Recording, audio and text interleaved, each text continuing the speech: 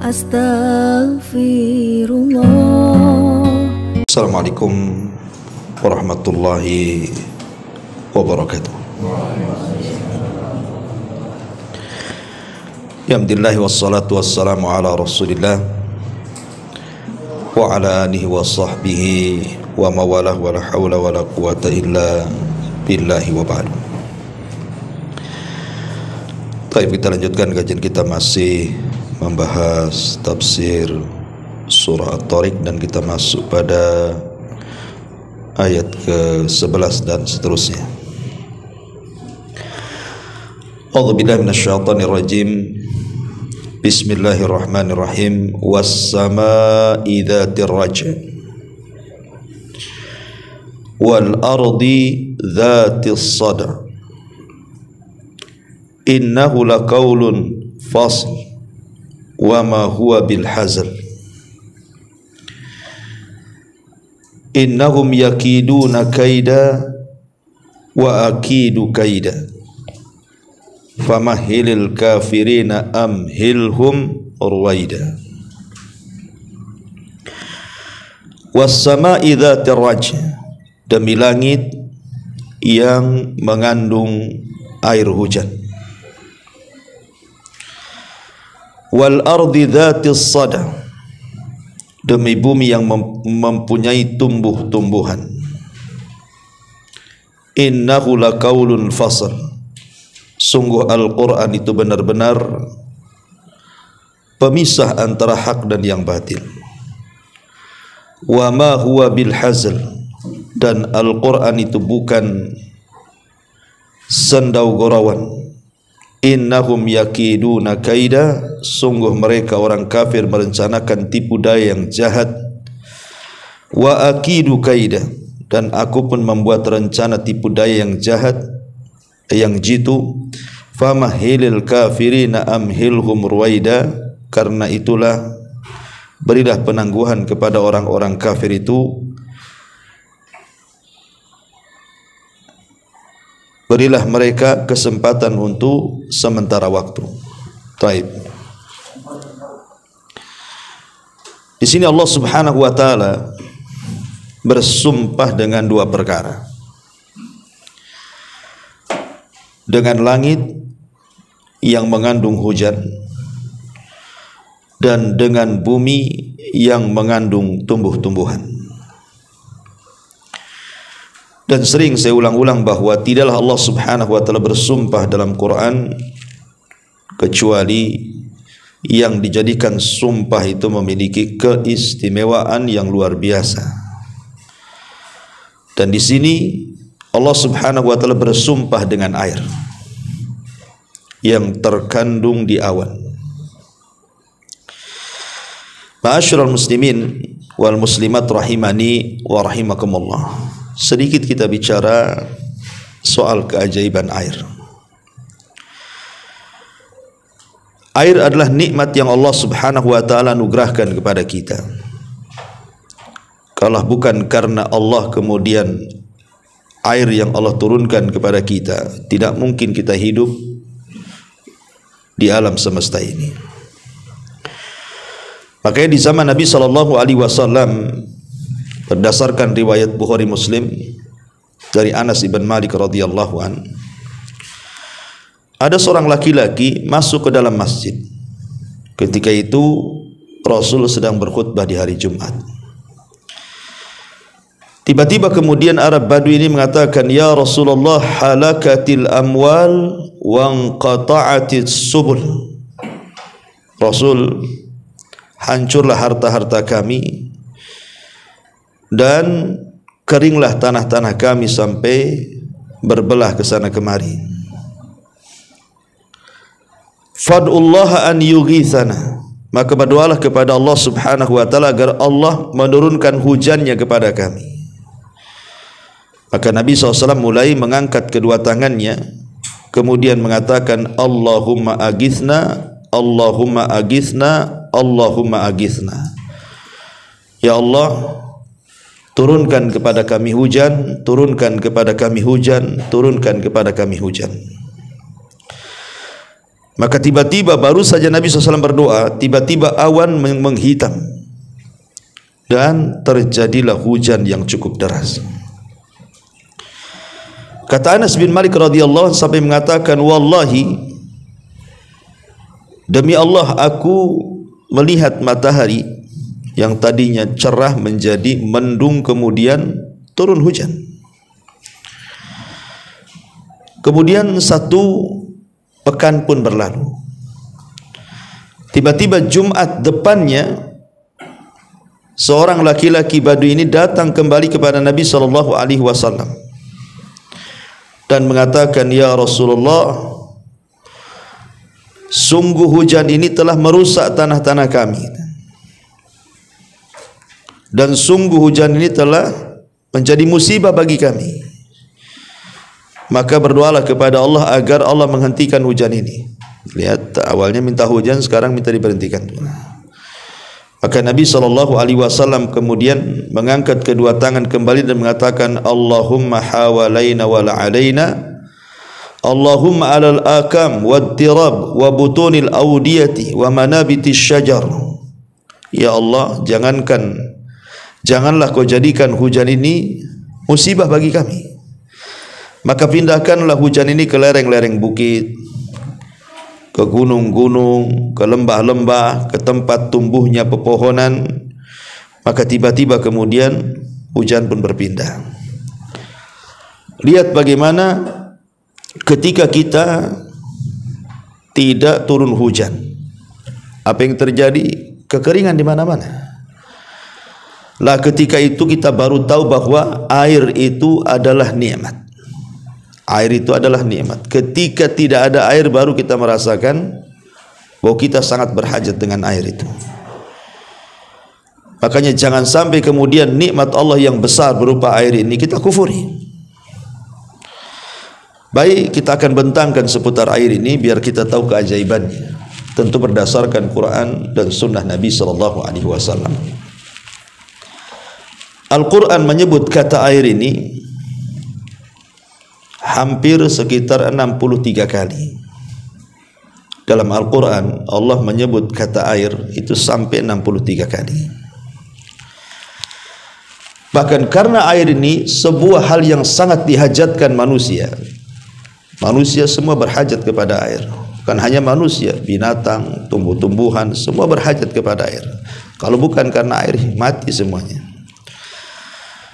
Makanya kemudian di antara nikmat di sorga pun Allah Subhanahu wa ta'ala akan menyediakan air-air bagi manusia. Allah Subhanahu wa ta'ala akan membuatkan sungai-sungai di bawah sorga. Sebagaimana ayat Al-Quran mengatakan dalam surah Al-Baqarah 25, Jannatin tajri min tahtihal anhar. Sorga-sorga yang di bawahnya mengalir sungai-sungai. Jadi di sorga itu ada sungai-sungai, dan sungai itu ya air kan gitu. Makanya Allah Subhanahu wa ta'ala lebih tegas lagi menyebutkan dalam surah Muhammad ayat 15, Mathalul jannati allati wu'idal muttaqun. Permisalan sorga yang disediakan kepada orang-orang bertakwa itu. Fiha anharun min ma'in ghairi asin. Allah sediakan sungai-sungai. Bayangkan bukan satu sungai, sungai-sungai, banyak sungai. Di mana di sungai-sungai itu ada air yang jernih, yang tawar dan tidak berubah. Wa anharun min labanin lam yataghayyar ta'mu. Dan sungai-sungai juga yang mengalir padanya air susu yang tidak pernah berubah rasanya. Wa anharun min khamrin ladzati lisyaribin. Dan sungai-sungai yang mengalir padanya khamar-khamar, lezat bagi para peminumnya. Wa anharun min asalin musaffa. Dan sungai-sungai yang dialirkan padanya madu-madu yang telah tersaring jernih. Begitulah Allah Subhanahu wa ta'ala menggambarkan bahwa di sorga juga terdapat air. Bahkan berbagai macam air lagi kan gitu, dalam bentuk sungai-sungai. Bahkan arsy Allah Subhanahu wa ta'ala juga di atas air. Sebutkan dalam surah dalam Al-Quranul Karim Allah Subhanahu wa taala mengatakan huwallazi khalaqas samawati wal ard fi sittati ayyamin wa kana arshuhu 'alal ma. Ketika Allah Subhanahu wa taala menciptakan langit dan bumi pada 6 hari, wa kana arshuhu 'alal ma, dan arasy-Nya Allah berada di atas air.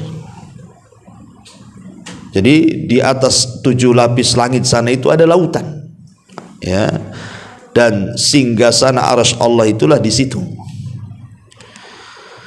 Ma'asyiral muslimin yang dimuliakan Allah Subhanahu wa taala, dan lebih daripada itu, kalau kita bicara soal air, air itu disebut dengan sirrul haya, rahasia kehidupan makhluk Allah Subhanahu wa taala, sebagaimana disebutkan dalam surah Al-Anbiya 30, wa ja'alna minal ma'i kulla syai'in hayy, dan kami jadikan dari air itu segala sesuatu menjadi hidup. Dan itu diperkuat dengan sabda Nabi sallallahu alaihi wasallam, kullu syai'in khuliqa min ma, segala sesuatu tercipta dari air. Segala sesuatu tercipta dari air. Termasuk asal penciptaan manusia itu kan air. Makanya Allah Subhanahu wa taala menyebutkan dalam surah Al-Furqan ayat 54, wa huwa alladhi khalaqa minal ma' basharan faja'alahu nasaban wa sihra wa kana rabbuka qadira. Dan dia pula yang menciptakan manusia dari air, lalu dia jadikan manusia itu mempunyai keturunan dan musahara, dan Tuhanmu adalah zat yang maha kuasa, ya. Bagaimana di sini Allah Subhanahu wa taala menjelaskan bahwa asal penciptaan materi, penciptaan manusia itu asalnya dari air. Makanya wajar kalau seandainya dalam ilmu biologi yang kita pelajari, kandungan air pada badan kita itu kan lebih banyak dibandingkan kandungan yang lainnya. 60% lebih kan kandungan air di badan kita itu. Jadi isi dan di badan kita itu air semua sebenarnya karena 60% lebih kan itu. Ya kan, memang asal penciptaan kita sendiri adalah dari air, ya. Bahkan bukan hanya kita, seluruh binatang-binatang. Makanya Allah mengatakan dalam surah An-Nur ayat 45, wallahu khalaqa kulla dabatin min ma'in faminhum man yamshi ala batni wa minhum man yamshi ala rijlaini wa minhum man yamshi ala arba' yakhluqullahu ma yasha innallaha ala kulli syai'in qadir.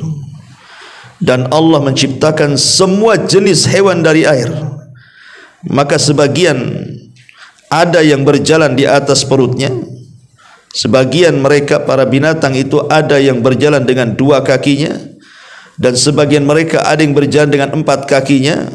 Allah menciptakan apa yang Dia kehendaki, sungguh Allah maha kuasa atas segala sesuatu. Lihat di sini syahidnya, Allah menciptakan semua jenis hewan dari air. Jadi kita tercipta dari air, hewan juga tercipta dari air gitu ya. Dan segala sesuatu hidup pun karena air. Makanya Allah mengatakan wa ja'alna minal ma' kulla syai'in hayyin afala yu'minun, dan kami jadikan dari air itu segala sesuatu jadi hidup. Tidakkah mereka beriman? Logikanya begini, ikhwan. Kalau seandainya Allah Subhanahu wa taala tidak turunkan hujan kepada kita, secara otomatis bumi akan gersang. Ketika bumi gersang, enggak akan ada yang hidup di atas bumi ini. Tidak padi, tidak biji-bijian, tidak buah-buahan. Ketika kemudian tidak ada biji-bijian, tidak ada buah-buahan, apa yang antum makan? Kelaparan yang ada. Ketika kelaparan, mati kita. Kalau sudah mati, jangankan lagi menikah, belum menikah saja orang kelaparan bisa mati. Karena ketika orang kemudian mati dan tidak sempat menikah, macam mana akan punya keturunan? Dari situ akan binasa semua manusia kan. Dengan tetesan-tetesan air saja mengakibatkan kehancuran satu alam semesta ini.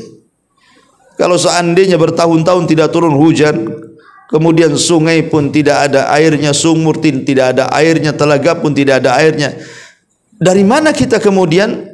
Jangan cerita minum, makan aja dari air. Karena yang menumbuhkan biji-bijian itu juga air kan itu. Yang menumbuhkan buah-buahan juga air. Kemudian dari tumbuh-tumbuhan itulah macam-macam jadi kue, macam-macam jadi gorengan, macam-macam yang kita makan. Kalau tidak ada air, mungkinkah kita makan bakwan? Mustahil. Ya. Mungkinkah kita makan nasi? Nggak ada yang bisa makan, mati semuanya. Makanya kemudian air itu asasul haya. Air yang ada depan kita itu adalah asas kehidupan manusia. Ma'asyiral muslimin yang dimuliakan Allah Azza wa Jalla. Tetapi Allah Subhanahu wa taala itu memberikan nikmat air ini luar biasa, ikhwan. Ketika Allah memberikan nikmat berupa air yang berupa hujan itu, Allah Subhanahu wa taala menurunkan hujan dari langit itu biqadar, sesuai kadar yang dihajatkan manusia. Makanya Allah Subhanahu wa taala mengatakan, wa anzalna minas sama'i ma'an biqadarin. Dalam surah Al-Mu'minun ayat 18 Allah mengatakan, dan kami turunkan dari langit itu air sesuai dengan kadar. Fa askannahu fil ardi. Lalu air yang kami turunkan itu kami endapkan di bumi. Wa inna ala dhahabim bihi laqadirun. Kalau kami mau hilangkan bisa saja, kata Allah. Maksudnya begini, Allah Subhanahu wa taala menurunkan air itu dengan kadar yang dihajatkan manusia. Sebab kalau seandainya Allah Subhanahu wa taala mau menurunkan hujan terus menerus, tenggelam bumi ini. Kalau hujan gak dihentikan terus hujan, gak ada daratan, ikhwan. Yang ada semua jadi lautan lah. Contoh saja kemarin satu hari hujan, satu hari satu malam, di mana-mana banjir kan. Mana-mana banjir. Bahkan di Tiban kampung kemarin anak-anak tuh masuk ke Solokan sampai sekarang Allah alam udah ketemu belum tuh. Usia 3 tahun, anak yatim.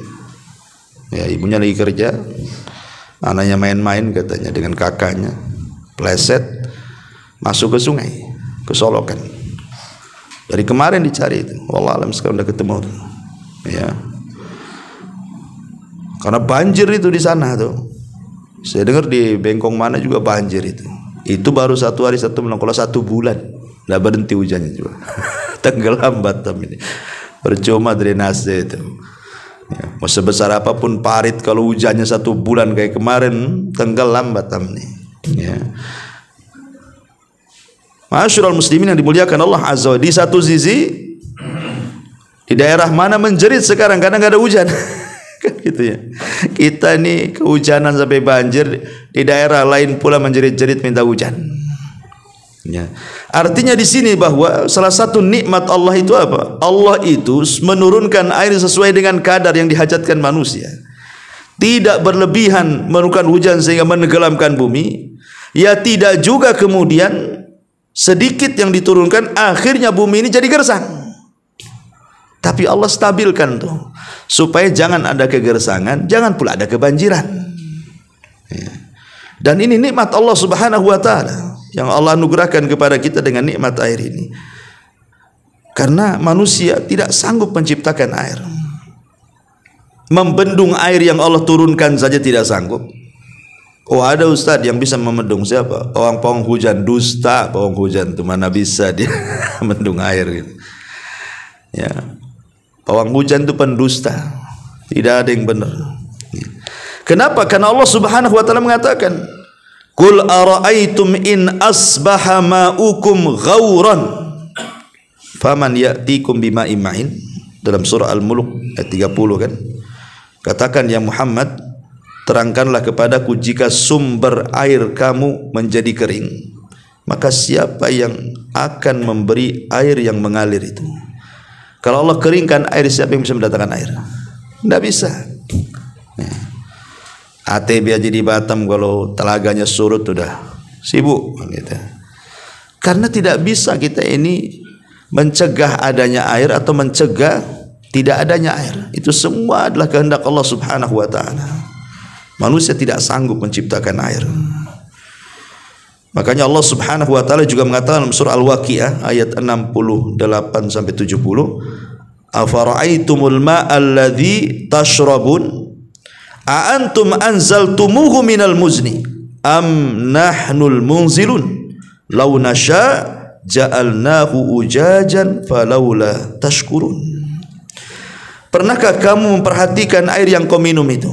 Pokoknya antum minum nih, minum kopi, minum apalah. Pernahkah antum berfikir, kata Allah, memperhatikan air minum yang antum minum itu? Mau teh, mau kopi, mau air mineral gitu ya. Allah mengatakan, pernahkah kamu perhatikan air yang kau minum itu? Kamukah yang menurunkan air dari langit, ataukah kami yang menurunkannya? Sekiranya kami menghendaki, niscaya kami menjadikan semua air di alam semesta ini asin. Lalu kenapa kamu tidak bersyukur? Lihat, kalau Allah mau umpamanya diturunkan hujan, tapi rasanya semua asin kayak air lautan, gimana rasanya kan itu? Tapi tidak pula, Allah turunkan ada yang asin, ada yang tawar kan itu. Dan itu semua nikmat dari Allah Subhanahu wa taala yang harus kita syukuri. Kemudian juga turunnya hujan, turunnya air dari langit yang merupakan sumber, karena kan air di bumi itu sumbernya dari hujan, ikhwan. Semua air yang ada di bumi ini semua sumbernya dari hujan. Ya. Makanya Allah Subhanahu wa taala mengatakan dalam surah Az-Zumar ayat 21, "Alam tara anna Allah anzala minas sama'i ma'an fasalakahu yanabi'a fil ardi thumma yukhriju bihi zar'an mukhtalifan alwanu thumma bahijun fatarahu musfarran thumma yaj'alu khitaman inna fi dzalika la dzikra li ulil albab." Apakah kamu tidak memperhatikan bahwa sesungguhnya Allah menurunkan air dari langit, maka diaturnya air dari langit itu menjadi sumber-sumber air yang ada di bumi. Jadilah sungai, jadilah telaga, jadilah pantai kan gitu. Kemudian ditumbuhkannya dengan air itu tanam-tanaman yang berbagai macam warnanya, lalu menguning, lalu kami melihatnya kekuning-kuningan, kemudian dijadikannya hancur berderai. Sungguh yang demikian itu benar-benar terdapat pelajaran bagi orang-orang yang memiliki akal. Ma'asyiral muslimin yang dimuliakan Allah Subhanahu wa taala. Dan juga Allah mengatakan dalam surah Al-Furqan, memperkuat saja ayat 53, "Huwallazi marajal bahraini hadza 'adbun furat wa hadza milhun ujaj wa ja'ala bainahuma barzakhan wa hijran mahjura." Dan dialah yang membiarkan dua lautan mengalir berdampingan, yang ini tawar, yang ini segar, dan yang lainnya asin lagi pahit, dan dia jadikan antara keduanya dinding dan batas yang tidak bisa ditembus. Ma'asyiral muslimin yang dimuliakan Allah Subhanahu wa taala, intinya bahwa air hujan itulah sumber air yang ada di bumi. Makanya Allah jadikan sumpah kan dalam surah At-Tariq itu, was-sama'i dzati ar-raj'i. Dan langit itu, demi langit yang mengandung hujan, karena memang sumber air dari langit masalahnya. Wa fis sama'i rizqukum wa ma tu'adun. Di langit itu rizki kalian. Dengan turunnya hujan itulah jadi rizki itu. Akhirnya jadi tumbuh-tumbuhan, jadi tanam-tanaman, jadi hutan, jadi taman, jadi kebun kan itu ya. Kemudian dari situ keluar biji-bijian, buah-buahan, dedaunan, akar-akaran, yang sebagian jadi obat, sebagian jadi makanan, sebagian macam-macam, akhirnya dibisniskan, dijual, didagang, akhirnya kaya raya. Semua rizki itu dari langit itu. Wa fis sama'i rizqukum, ya. Tetapi walaupun demikian, di antara keajaibannya adalah tidak ada yang tahu kapan turunnya air dari langit. Dan itu perkara gaib. Ya, tidak bisa menebak-nebak ini mau hujan, ini enggak hujan kan itu. Oh enggak Ustaz, nampak ini mendung mau hujan. Belum tentu mendung hujan. Kadang-kadang panas pula hujan. Makanya Allah Subhanahu wa taala mengatakan dalam surah Luqman ayat 34 itu, Allah mengatakan apa? innallaha indahu ilmus sa'ah wa yunazzilul ghaitha. Sesungguhnya di sisi Allah itulah pengetahuan tentang kapan kiamat, dan di sisi Allah pula pengetahuan kapan hujan. Kita tidak tahu kapan hujan, kapan tidak hujan. Allah Subhanahu wa taala yang tahu, karena ini termasuk mafatihul ghaib namanya, kunci-kunci kegaiban. Dan ini menunjukkan bahwa tidak ada manusia yang sanggup menyingkap ilmu Allah Subhanahu wa taala hatta sampai ke masalah hujan sekalipun. Ma'asyiral muslimin yang dimuliakan Allah Azza wa Jalla, walaupun demikian antum harus pahami bahwa air itu satu di antara tentara-tentara Allah. Air itu salah satu junudullah, tentara Allah. Lihat bagaimana Fir'aun ketika ala fil ardi, sombong dan congkak di permukaan bumi, dan mengatakan ana rabbukumul a'la, saya Rabb kalian yang paling tinggi. Oh, kata Allah, kaulah Rabb yang paling tinggi, kami tenggelamkan. Fa aghraqnahu, kami tenggelamkan Fir'aun wa junudahu, bahkan tentara-tentaranya. Mana yang mengaku Tuhan yang paling tinggi itu? Tenggelam dengan air. Mana Tuhan yang mengaku itu? Kalau memang dia Tuhan, nggak mungkin dia tenggelam dengan makhluknya. Karena Tuhan itu kan Khalik, sementara lautan itu makhluknya. Masa makhluk menenggelamkan Tuhannya? Ini gimana ceritanya? Berarti kan dia bukan Tuhan. Dia sama makhluk, makanya sama ditenggelamkan. Yang Tuhan itulah Allah Subhanahu wa taala. Lah ketika Allah Subhanahu wa taala perintahkan lautan untuk menenggelamkan Fir'aun, ditenggelamkan Fir'aun. Dari sini kita tahu bahwa air itu adalah tentara Allah Subhanahu wa taala. Makanya kita lihat adanya banjir bandang, adanya tsunami, dan begitu seterusnya yang memakan jiwa bukan ratusan bahkan ribuan. Harusnya kita lebih memahami bahwa itu adalah tentara Allah. Sekonyong-konyong Allah bisa mendatangkan tentaranya. Ya. Ma'asyiral muslimin yang dimuliakan Allah Subhanahu wa taala, maka intinya adalah air itu adalah tanda-tanda besar dari kekuasaan Allah Subhanahu wa taala. Kita bentangkan sedikit soal air. Air ini ikhwan, dalam Islam adalah alat untuk bersuci. Dalam Islam itu air digunakan alat bersuci. Makanya Allah Subhanahu wa taala berfirman dalam surah Al-Anfal ayat 11, wa yunazzilu 'alaikum minas sama'i ma'an liyutahhirakum bi. Dan Allah telah menurunkan kepada kalian dari langit itu air untuk supaya kalian bersuci, membersihkan diri kalian. Orang junub mandi, akhirnya hilang junubnya. Orang hadas wudu, akhirnya hilang hadasnya, kan gitu. Jadi baik membersihkan hadas besar atau hadas kecil, atau membersihkan najis yang ada di badan, atau membersihkan kotoran-kotoran dalam badan kita, daki-daki, kotoran-kotoran, semua menggunakan air. Coba kalau antum pamannya lihat tuh, siapa itu yang dakwah ke pedalaman, kan itu kan, kemudian mendapatkan orang yang nggak mandi di dalam pedalaman tuh, baunya kayak apa coba? Jangankan cerita orang pedalaman, antum aja jangan mandi sebulan. Mungkin tidak mau lah, mau di sampingan ngaji kayak gini. Udah kecium nih, nggak mandi sebulan nih kan itu. Nggak usah ngaku nggak mandi pun udah tahu nggak mandi. Ya. Artinya bahwa air itu bisa membersihkan, karena hanya satu-satunya yang bisa membersihkan badan itu air. Dengan apa coba antum bersihin? Dengan tisu kering? Nggak bisa juga. Tisu basah ada airnya, kan itu ya. Tetap harus dengan air. Dengan apa? Dengan tanah antum guling-guling makin kotor. Ya. Jadi air itu bisa membersihkan badan, bisa membersihkan pakaian gitu ya, bisa membersihkan rumah, ngepel. Bahkan dengan air itu pula kita bisa bangun rumah. Orang kalau bangun rumah nggak ada air, semana tuh? Aduk semennya pakai apa tuh? Apa nggak jatuh semua? Bata pun kalau nggak pakai nggak bisa juga jadi bata kok. Jadi memang air ini luar biasa gitu ya fungsinya. Nah, salah satunya ada alat untuk bersuci. Ya. Makanya karena air ini kan hajat manusia luar biasa kepada air itu, sampai-sampai Islam itu mengharamkan tidak boleh memiliki air. Nggak boleh air itu dimiliki seorang pun. Makanya dalam hadis Nabi SAW, Nabi SAW mengatakan, al-muslimuna syuraka'u fi thalathin. Orang-orang muslim itu berserikat dalam 3 perkara. Al-ma'u air, wal kala'u rumput, wan nar api. Ini berserikat. Gak bisa saling memiliki.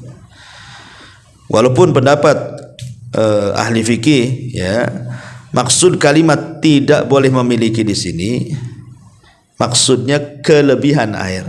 Kalau antum punya sumur, kemudian antum sudah berlebih dengan kegunaan sumur itu, tiba-tiba ada tetangga minta air, tidak boleh antum halang-halangi. Ya, karena antum sudah cukup dengan dalam 1 hari dengan disedot sanyo 1 tangki itu sudah cukup, kan masih banyak air dalam sumur itu. Kalau tetangga minta, jangan kemudian antum halang-halangi. Kalaupun seandainya kemudian minta bayaran itu bukan karena airnya, tapi karena jasanya. Mungkin antum nyuruh orang buat sumur, habis itu kemudian bayar listrik lagi karena nyedot dengan sanyonya, kemudian tampungannya, kemudian baru dialirkan ke orang. Itu bayar jasa, bukan karena jual air gitu maksudnya. Karena air tidak boleh dimiliki masalahnya. Karena manusia berhajat dengan air. Karena manfaat air itulah sirrul hayat tadi, ya, rahasia kehidupan manusia. Rahasia kehidupan manusia, tanpa air orang bisa mati. Dan hitungannya tidak lama kalau orang tidak minum. Tapi kalau orang masih bisa minum, tetapi mungkin tidak ada makanan, ya masih lama dia bertahan hidup tuh. Tapi kalau hanya dikasih makanan nggak ada air, hitungannya nggak lama tuh. Balik keselak gitu. Cepat matinya. Gitu. Ma'asyiral muslimin yang dimuliakan Allah Subhanahu wa taala.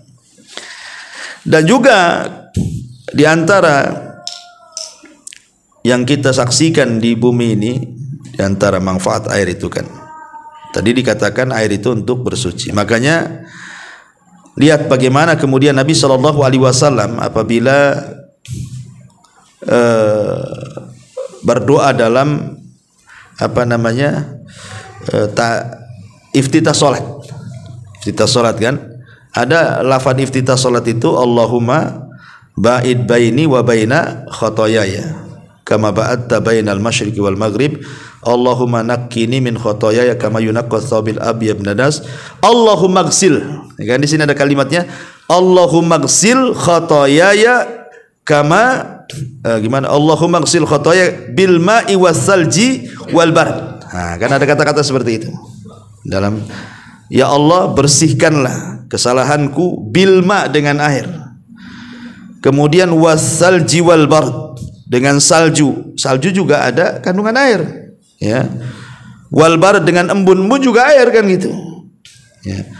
Artinya di sini dalam doa iftitah yang diajarkan Nabi SAW kepada kita, ataupun dalam doa ketika sholat jenazah juga sama kan, di mana Rasul mengajarkan Allahumma gfirlahu warhamhu wa'afihi wa'fu anhu wa akrim nuzalahu wa wasi madkhalahu waghsilhu bil ma'i wal thalji wal barad. Di sini juga ada kata-kata, ya Allah mandikan dia dengan air gitu ya, dengan air, salju dan embun gitu ya.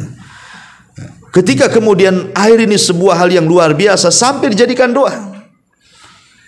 Dijadikan doa, bagaimana air itu juga bisa membersihkan bukan hanya kotoran badan, tapi kotoran yang dibuat oleh dosa-dosa kita. Ketika Nabi SAW bicara tentang fadlul wudu, keutamaan wudu, apa kata Nabi SAW? Akan keluar dari setiap tetesan air wudu itu kesalahan kita. Jadi air itu yang membawa dosa tuh. Bayangkan, luar biasanya air yang menghabiskan dosa kita. Bagi orang berwudu itulah air itu. Setiap tetesan air wudu itu menghilangkan dosa. Sebagaimana kalau ketika sholat dalam posisi ruku dan sujud, itulah dosa kita rontok. Ya. Makanya kalau antum sholat, perpanjanglah ruku dan sujud itu, karena di situ rahasia diampuni dosanya. Kata Rasul, ketika Anda ruku, disitulah berjatuhan dosa-dosa kita, dan waktu sujud juga berjatuhan dosa-dosa kita. Tapi ketika wudu, berjatuhannya dosa-dosa kita itu di bawah air tuh, setiap tetesan air itu kan.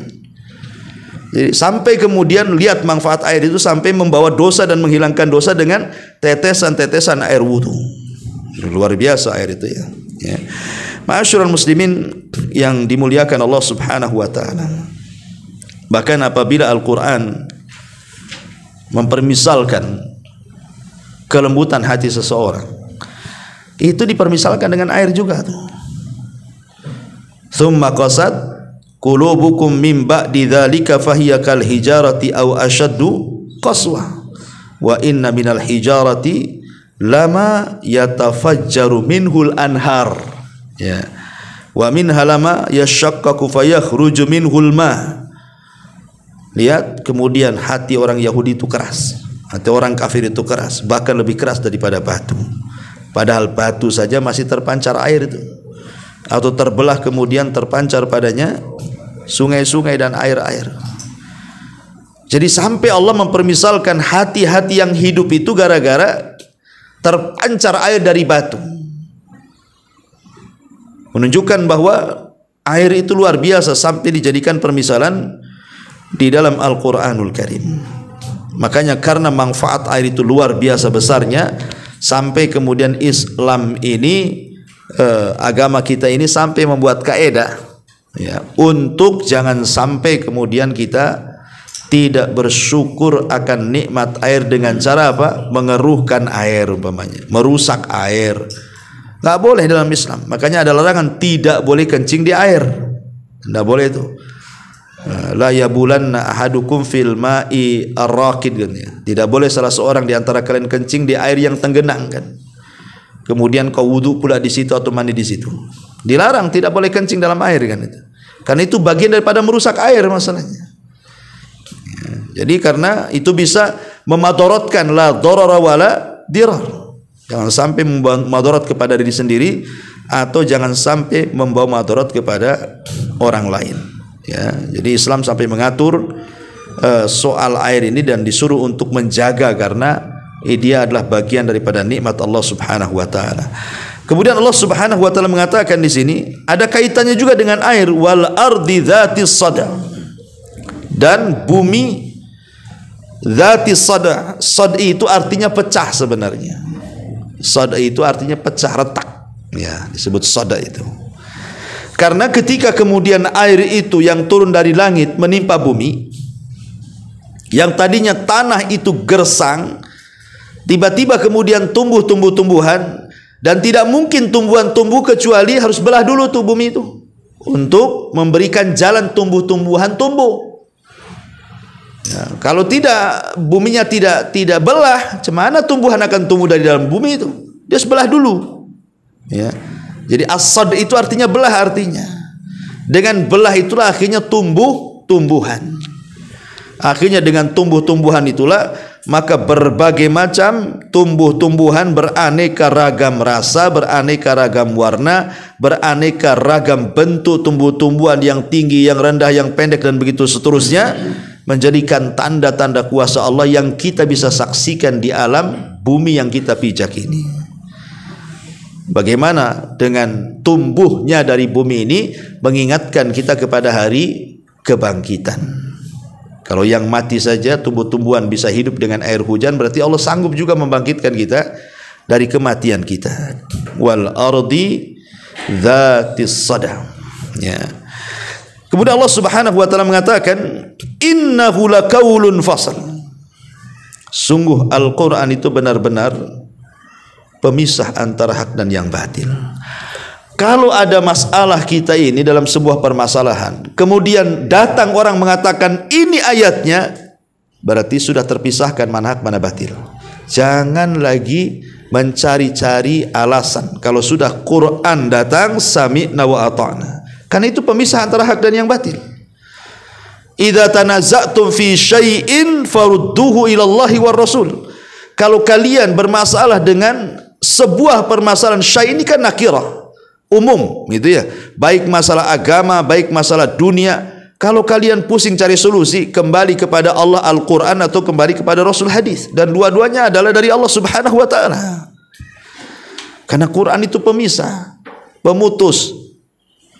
Kalau sudah Quran, maka antum tidak boleh ragu-ragu. Di zaman Nabi SAW, ketika Nabi SAW meminang salah satu sahabiah namanya Zainab bintu Jahsin, untuk Zaid ibn Harithah, anak angkatnya. Keluarganya tidak terima karena Zaid ini kan mantan budak ini merdekakan. Secara garis nasab tidak imbang karena Zainab bintu Jahsh ini nasabnya orang kaya, ya, punya nasab yang tinggi lah. Kalau zaman dulu kan nasab diperhitungkan, di zaman dulu, zaman jahiliyah itu ya, mereka nasab itu salah satu bentuk yang dibangga-banggakan, makanya mereka suka berbangga dengan nasab. Sementara Zaid ini kan budak gak punya nasab, udah hitam yang gak punya nasab. Kemudian dimerdekakan oleh Rasul, diangkat jadi anak angkat. Setelah dewasa kemudian dilamarkan dengan Zainab bintu Jahsh. Keluarganya menolak, tak mau. Ya, maka turunlah ayat wa ma kana lil mu'minin wala mu'minatin idza qadallahu amran an yakuna lahumul khiyaratu min amrihi wa man ya'sillaha wa rasulahu faqad dhalla dhalalan ba'ida. Tidak layak bagi seorang mukmin laki-laki dan perempuan kalau sudah Allah dan Rasulnya memutuskan sesuatu, ada bimbang pula dalam hatinya. Tidak boleh. Kalau sudah Allah dan Rasulnya memutuskan, tidak boleh ada kebimbangan. Karena bimbang itu bagian daripada maksiat kepada Allah dan Rasulnya. Maka barang siapa yang bermaksiat kepada Allah dan Rasulnya, maka dia sudah tersesat dengan kesesatan yang jauh. Ketika turun ayat ini, maka semua keluarga Zainab mengatakan sami'na wa ata'na. Ketika Quran turun, enggak boleh dari kebimbangan, harus ikut. Makana innama qaulul mu'minin idza du'u ila Allahi wa rasulihi liyahkuma bainahum an yaqulu sami'na wa ata'na. Ucapan orang yang beriman itu kalau sudah diajak untuk berhukum kepada hukum Allah dan Rasulnya, maka kata kunci mereka sami'na wa ata'na. Karena kalau sudah Quran itu qaulun fasal, innahu la qaulun fasal. Quran itu adalah pemisah, hujah yang kuat. Kalau sudah ada Quran jangan ditolak. Ya, ini Qurannya, oh sami'na wa ata'na. Wa ma huwa bil hazl, dan Quran itu bukan main-mainan. Quran itu bukan sendau gurauan, bukan. Quran itu berbeda dengan kitab-kitab sebelumnya. Tidak sebagaimana Taurat yang sudah dirubah-rubah orang Yahudi. Tidak pula dengan Injil yang sudah banyak versi, sampai 40 versi belum disepakati 4 Injil. Tapi sudah banyak kemudian catatan-catatan manusia yang masuk pada firman Allah Azza wa Jalla. Macam mana kemudian firman yang sudah berbaur dengan catatan manusia akan jadi solusi? Hanya satu-satu kitab langitlah yang tidak pernah bercampur ucapan manusia dalamnya, adalah Quran. Ya, karena Quran itu bukan permainan, bukan sendau gurau. Kalau kitab-kitab yang lain mungkin, karena banyak ucapan manusia masuk di situ masalahnya. Sehingga sudah bercampur mana firman Allah, mana firman manusia, kan itu. Tidak bisa jadikan solusi. Tapi Quran itu tetap sama isinya. Antum baca Quran di sini, antum baca Quran di sana, antum beli Quran di sini, antum beli Quran di mana-mana pun di dunia ini, isinya ya itu saja. Tidak ada perbedaan, satu huruf pun tidak loncat dari tempatnya. Karena Quran itu bukan main-main. Quran itu firman Allah. Allah jaga, inna nahnu nazzalna dzikra wa inna lahu lahafidin. Wa inna lahu lahafidun. Kami yang menurunkan Al-Quran, kami yang menjaganya. Ya, Quran itu bukan main-main. Karena orang-orang jahiliyah menganggap Quran itu asatirul awalin. Itu dongengan orang-orang dulu itu. Sengaja itu disadur oleh Muhammad kemudian dibentuk jadi Quran. Bukan asatirul awalin. Bukan dongengan orang dulu. Quran itu firman Allah Subhanahu wa taala. Wa ma huwa bil hazl. Ya, tapi lihat, innahum yakiduna kaida. Mereka hendak membuat makar terhadap Al-Quran. Ya. Dan di negeri dulu yang pertama kali membuat makar terhadap Al-Quran itu orang-orang Inggris. Mereka merubah-rubah lafaz dalam Al-Quran. Qul ya ayyuhal kafirun diganti qul ya ayyuhal mu'minun katanya. Kalau bahaya ikhwan. Qul ya ayyuhal kafirun la a'budu ma ta'budun. Katakan wahai orang kafir, saya tidak mungkin menyembah apa yang kalian sembah. Sekarang diganti kafirun jadi mukminun juga. Qul ya ayyuhal mu'minun la a'budu ma ta'budun. Gimana ceritanya? Hei orang yang beriman, aku tidak menyembah apa yang kau sembah katanya. Jadi lafaz kafir dirubah menjadi lafaz mukmin coba kan. Itulah orang-orang kafir hendak membuat makar terhadap Al-Quran tuh. Ataupun dulu di Libya ada Quran yang menghilangkan kalimat kul. Dicetak lagi. Jadi kul huwallahu ahad, enggak ada kulnya. Langsung aja huwallahu ahad, Allahu samad. Jadi setiap kata kul dalam Quran hilang. Alasannya apa? Karena kul itu khitab bagi orang yang hidup. Katakan hai Muhammad. Muhammad dah mati, tidak perlu lagi dikatakan. Dibuang semua kalimat kul. Nah, ini kan main-main dengan Quran. Mereka hendak membuat makar kan dengan Quran tuh. Tetapi fa'akidu kaida. Kata Allah, aku pun membuat rencana tipu daya yang jitu. Bukan kalian saja. Quran itu dijaga dari Lauhil Mahfud, dijaga dari dada-dada kaum muslimin, sehingga kalaupun ada kekeliruan pasti langsung diketahui itu. Betapa banyak orang-orang kafir berusaha kemudian menyelewengkan dari terjemahan kan, terjemahan Quran itu, supaya orang awam yang ketika belajar Quran kemudian memahami terjemahan itu dengan salah. Tapi betapa banyak ketika dari barat keliru terjemahan, dari timur langsung ada klarifikasi, ini enggak benar kan itu ya. Karena Quran itu dijaga. Wa akidu kaida famahilil kafirin amhilhum ruwaida. Karena itu berilah penangguhan kepada orang-orang kafir, maksudnya memberikan kesempatan kepada mereka. Mungkin boleh jadi mereka mau bertobat ya, tapi boleh jadi penangguhan itu dalam bentuk istidraj. Sengaja mereka dibiarkan, tetapi nanti akan ada azab yang Allah berikan kepada mereka lambat ataupun laun. Tidak di dunia ya di akhirat. Wallahu alam. Ini diantara tafsir singkat dari surah At-Tariq. Dari sini berakhirlah surah At-Tariq dan kita akan beralih kepada surat yang lainnya. Baik, sampai di sini mudah-mudahan ada manfaatnya. Subhanakallahumma bihamdika asyhadu an la ilaha illa anta astaghfiruka wa atubu ilaik. Allahu taala alam. Assalamualaikum warahmatullahi wabarakatuh.